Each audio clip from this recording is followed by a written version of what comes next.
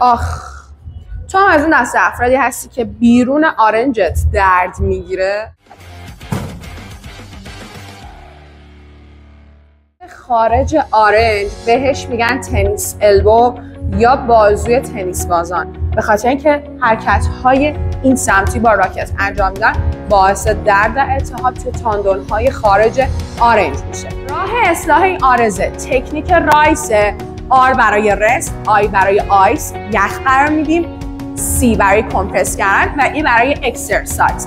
امروز میخوام بهتون توی این ویدیو که همین الان سیوش میکنی و برای دوستات میفرستی چند تا حرکت درمانیش رو یاد بدم که کمکت بکنه این آرزت درمان بشه. وبسایت گلستان سلامت، کانال یوتیوب، کانال تلگرام و اینستاگرام هم داشته باشی و از دورهای حضوری و آنلاینمون جا نمونید. بریم که با هم بقیه ویدیو رو ببینیم.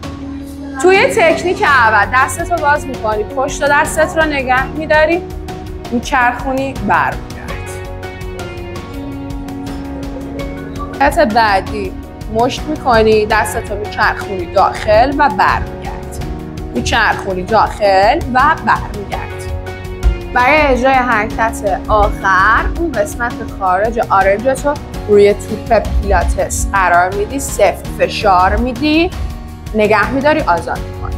دوباره خیلی سفت فشار میدی و آزاد میکنی. سیو یادت نره.